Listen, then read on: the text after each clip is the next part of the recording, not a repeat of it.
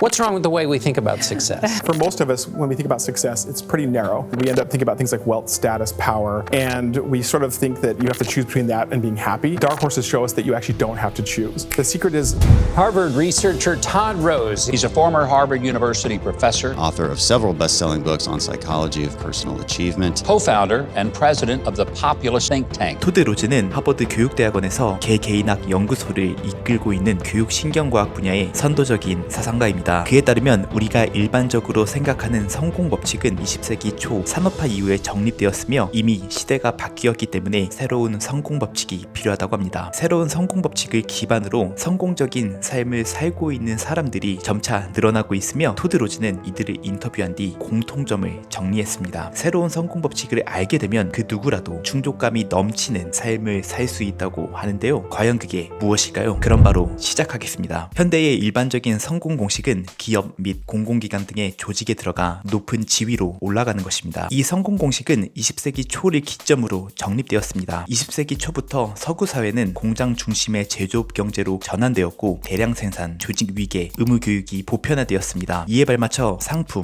일자리, 졸업장 등등 일상생활의 대다수 체계가 표준화되었습니다. 그리고 표준화 시대를 열었습니다. 표준화 시대에 걸맞는 성공 개념도 등장했는데 이는 표준화된 조직에서 더 높은 서열로 올라가는 것이었습니다. 이 새로운 성공 개념을 계기로 현대의 자기계발서가 탄생했습니다. 데일 카네기의 인간관계론, 나폴레온 힐의 생각하라 그러면 부자가 되리라, 노먼 빈센트 필의 적극적 사고방식이 대표적인 현대의 자기계발서입니다. 힐은 다음과 같이 조언했습니다. 더 좋은 방법은 현재 맡은 직무에서 뛰어난 능력을 펼쳐서 인사권자의 눈에 들어 더 흡족한 중책의 자리로 승진하는 것이다. 매스미디어의 발달로 이 성공 공식은 우리 인식 속에 빠르게 스며들어 성공의 불문율처럼 자리 잡았습니다. 표준화 시대를 살아가는데 분명 많은 도움이 되는 내용들입니다. 그러나 문제는 사회가 점점 비표준화 시대로 전환되고 있다는 것입니다. 즉 비표준화 시대에 어울리는 새로운 성공 법칙이 요구되고 있습니다. 기술의 발전으로 재화와 서비스는 점차 개인화되고 있습니다. 유튜브 알고리즘은 개인의 취향을 분석한 콘텐츠를 추천하고 개인의 라이프 스타일을 반영한 맞춤형 상품들이 출시되고 있습니다. 이런 개인화 변화는 일터에서도 일어나고 있습니다. 평생 직장은 사라졌고 프리랜서, 자영업자들이 주도하는 점차 다양하고 분권화되는 지식 서비스 경제로 전환 중입니다. 아니, 성공 법칙은 시대를 초월하고 동일한 거 아니야? 라고 반박하실 수 있습니다. 큰 틀에서 성공 법칙은 시대를 초월한 공통적인 특징이 있으나 세부적인 부분에서 각 시대마다 분명한 차이점이 있습니다. 특히 사회의 변화로 새로운 시대에 들어설 때마다 성공 법칙은 급격한 변화를 거칩니다. 1775년에 한 소책자에는 그런 변곡점의 사례가 잘 포착되어 있습니다. 예전에만 해도 사람들은 영주의 신하나 하인으로 사는 삶에 만족했고 복종하고 충성하는 태도를 자부심으로 삼았다. 하지만 상거래와 부가 늘어나자 차츰 새로운 바람을 품으며 예전엔 감히 꿈도 못 꿀 사치였을 생활을 동경하게 됐다. 저자 존 트루슬러가 이 책을 집필한 시기는 영국이 봉건제 경제에서 상인 경제로 전환되는 막바지 단계였습니다. 새로운 시대가 도래하면서 부와 지위를 차지할 기회는 더는 세습귀족들의 전유물이 아니게 되었습니다. 그 결과로 대다수의 사람들의 삶의 지향성이 소수의 권력자들에게 충성하며 사는 것에서 각 개인이 독립성을 갖고 살아가는 것으로 점차 변화했습니다. 지금은 한 개인이나 집단에 무한 충성하는 것을 만족스럽게 여길 사람은 거의 없을 것입니다. 하지만 불과 몇 세기 전까지만 해도 무한 충성은 자랑스러운 삶의 표준 중 하나였습니다. 이는 시대가 변함에 따라 성공의 척도가 유기적으로 변한다는 것을 나타냅니다. 세상은 점점 비표준화를 향해 가고 있으며 기존 표준 공식의 틀을 깨고 성공하는 이들이 계속 나타나고 있습니다. 백악관 정치 책략가였다가 옷장 정리 전문가로 변신한 코린 벨록, 여러 직업을 전전하다 40대 중반에 플로리스트로 성공한 잉그리드 카로치, 고등학교를 중퇴한 수포자였지만 세계적인 천문학자가 된 제니 맥코믹 등등 이들은 사회가 제시하는 일반적인 경로가 아닌 본인만의 경로를 개척해 만족스러운 삶을 살고 있습니다. 토드 로즈는 이들을 다크호스라고 부릅니다. 토드 로즈는 다크호스들의 삶에 주목했습니다. 그들의 삶이 비표준화 시대를 살아가는 대다수에게 많은 시사점을 줄 것이라 생각했기 때문입니다. 로즈 박사는 수많은 다크호스들을 인터뷰하며 한 가지 공통점을 발견했습니다. 흔히 짐작하기 쉬운 공통점은 기존 시스템에 저항하려는 충동인데 전혀 아니었습니다. 다크호스들의 공통점은 충족감을 느끼며 산다는 것이었습니다. 그들은 개개인성에 잘 맞는 일을 찾은 뒤 그것에 몰두하는 과정에서 충족감을 실망감을 느꼈습니다. 잉그리드 카로치는 맨해튼의 한 홍보회사에서 일하고 있었습니다. 적성에 별로 맞지 않았던 여러 직업을 전전하다 들어간 곳이었습니다. 그러던 어느 날 그녀는 난데없는 제안을 받았습니다. 미주 스웨덴 상공회의소에서 호텔에서 열리는 행사에 꽃장식을 맡아달라고 한 것입니다. 그녀는 평생 꽃과 관련된 일을 해본 적이 없었습니다. 상공회의소가 그녀에게 꽃장식을 부탁한 이유는 그녀가 스웨덴 태생이라는 것과 디자인 작업을 의뢰했다가 색채 감각이 좋다는 인상을 받았던 기억 때문이었습니다. 제안을 수락한 그녀는 플로리스트의 일이 적성에 딱 맞다는 것을 깨닫게 됩니다. 그녀는 누군가의 소소한 순간을 더 기분 좋게 해주는 일에서 즐거움을 느끼는 사람이었습니다. 반복적이고 시간이 오래 걸리는 활동은 맞지 않았습니다. 착수일과 마감일이 확실히 정해진 단기 프로젝트가 더 잘 맞았습니다. 그녀는 시각적 성향이 아주 강한 데다 본능적인 색채 감각도 있었습니다. 그녀가 플로리스트로서 커리어를 쌓아간 과정은 독특합니다. 화해 분야의 전통적인 수업을 들으며 실력을 키운 것이 아니라 상인들에게 물어가며 꽃의 속성을 익혔습니다. 새로운 꽃장식을 만들 때는 화해업의 표준 양식을 따르지 않고 스스로 잘 이해하고 있는 시각 디자인의 기본 법칙을 적용시켰습니다. 그녀의 꽃작품은 풍부한 질감, 강렬한 대비 효과, 예상을 깨는 의외성 등이 돋보입니다. 본인의 개개인성과 딱 맞는 일을 찾은 잉그리드 카로치는 뉴욕에서 가장 유명한 플로리스트 중 한 명으로 성장했습니다. 그녀를 포함한 수많은 다크호스들의 삶은 모두 다르지만 그 여정의 첫걸음은 하나같이 똑같았습니다. 그것은 바로 충족감을 느끼는 대상을 찾은 뒤 몰두하는 삶을 살았다는 것입니다. 로즈 박사는 다크호스들이 충족감을 넘치는 삶을 사는데 공통적으로 4가지 단계를 거친다는 것을 발견했습니다. 그 첫 번째 단계는 미시적 동기 깨닫기입니다. 동기를 찾는 것은 간단하다고 생각할 수 있습니다. 하지만 대다수는 표준화 시대를 살면서 본인의 진짜 동기를 잃어버립니다. 학교와 직장은 그 설계 구조상 개인이 어떤 것에 진심으로 흥미를 느끼는지 깨닫도록 유도하지 않습니다. 미국 중서부 지역의 한 대학에서는 학생들의 동기를 유발시키려면 교실 책상을 U자 모양으로 배치해서 상호작용을 나누게 장려하는 것이 좋다고 조언했습니다. 평균적인 관점에서는 동기를 유발시키는 조언들일 수 있습니다. 그러나 모든 개인에게 적용되는 조언은 아닙니다. U자형으로 배치된 교실이 주는 상호작용에서 자극을 얻는 아이들도 있지만 타인의 시선을 집중적으로 받는 것에 부담을 느끼는 아이들도 있습니다. 뭐 이렇게 복잡하게 구느냐고 반문할 수 있습니다. 사실 이 반문에 답이 있습니다. 인간의 동기는 아주 다양하므로 복잡한 게 매우 자연스러운 것입니다. 다크호스들의 미시적 동기는 같은 대상에 관심을 가지면서도 세부적인 디테일은 매우 달랐습니다. 주류 관찰자인 알바로는 순식간에 스쳐 지나간 빛깔을 보고 시각적으로 새의 종류를 구분하는 것에서 쾌감을 느낍니다. 하지만 같은 조류 관찰자이자 버딩의 편집장 테드 플로이드는 새들의 쥐저기는 소리를 듣고 청각적으로 어떤 새인지 구분하는 방식에서 강한 동기를 느낍니다. 미시적 동기를 발견하는데 도움을 주는 한 방법이 있습니다. 비판 게임이라는 방법으로 남을 비판하는 본능을 이용해 감정의 근원을 추적하는 게임입니다. 비판 게임은 3단계로 나뉩니다. 첫 단계는 누군가를 비판하는 순간을 의식하는 것입니다. 남들을 비판하려는 그 순간을 의식해서 의식적으로 자신의 반응을 살펴보는 것입니다. 두 번째 단계는 누군가를 비판할 때 일어나는 감정을 살펴보는 것입니다. 그 반응이 긍정적이든 부정적이든 그것은 중요하지 않습니다. 감정이 뚜렷하게 드러나는 것이 중요합니다. 이 과정의 의도는 당신의 진정한 마음속 감정에 닿으려는 것입니다. 세 번째 단계는 그런 감정을 느끼는 이유를 자문하는 것입니다. 스스로에게 솔직해지는 것이 핵심입니다. 예를 들어 공원 조경사를 살펴보면서 하루 종일 밖에 나와 자연 속에서 지내면 정말 근사하겠다 라는 생각이 떠오를 수 있습니다. 이쯤에서 게임을 접어선 안 됩니다. 계속해서 자신의 감정을 꼼꼼히 살펴야 합니다. 야외에서 일하는 게 근사하긴 하겠지만 외로울 것도 같다. 매일같이 혼자 일하는 건 견디기 힘들 것 같다. 그러면 2개의 잠재적인 미시적 동기를 찾아낸 것입니다. 자연에 머물고 싶은 욕구와 사회적 유대감을 맺고 싶은 욕구를 깨달은 것입니다. 이렇게 비판 게임을 하다 보면 다양한 미시적 동기를 알아차릴 수 있게 될 것입니다. 두 번째 단계는 선택 분간하기입니다. 다양한 미시적 동기들을 파악했다면 그 다음 단계는 선택하는 것입니다. 선택에 있어 구분해야 할 것이 있습니다. 표준화된 기관들이 제시하는 것들은 진정한 선택이라기보다는 고르기에 가깝습니다. 예를 들어 연세대와 고려대 중 한 대학으로 입학을 희망한다 해도 이 결정은 대학이 실제로 나를 받아줄지에 따라 전적으로 좌우되는 문제입니다. 내가 들어가고 싶은 대학을 선택하는 것이 아니라 입학을 허락한 대학들 중에서 한 곳을 고르는 것일 뿐입니다. 레스토랑 메뉴에서 메인 요리를 고르는 것과 마트에서 구할 수 있는 식재료로 어떤 저녁 음식을 준비할지 선택하는 것은 엄연히 다릅니다. 표준화된 기관에서 제시한 것들을 수동적으로 고르기보다는 보다 넓은 관점에서 한계를 두지 말고 여러 가능성에 대해서 선택하는 것입니다. 선택의 기준은 개개인성과 나를 둘러싼 환경 사이에 최적의 조화점을 찾는 것입니다. 이 두 가지에 대한 이해가 깊을수록 선택은 더더욱 쉬워질 것입니다. 세 번째 단계는 전략 알기입니다. 어떤 일이든 고수의 경지에 올라가기 위한 다양한 전략이 존재합니다. 우수한 실력을 키우기 위해 모두에게 적용되는 가장 좋은 전략은 없습니다. 나에게 맞는 가장 좋은 전략만 존재합니다. 루빅스 큐브는 세계에서 가장 인기 있는 퍼즐 게임입니다. 큐브 고수들은 8초만 해도 퍼즐을 맞춥니다. 언뜻 보면 큐브에는 하나의 전략이 있고 그 방법을 완벽히 익힐 때까지 연습을 한다고 생각하기 쉽습니다. 그런데 그 방법은 한 가지만 있는 게 아닙니다. 큐브 전략은 확실히 정립된 것만 해도 최소한 12가지입니다. 또한 큐브의 일부분을 맞추는 방법들과 퍼즐 맞추는 속도를 높이는 여러 방법들을 더 조합하면 그 방법은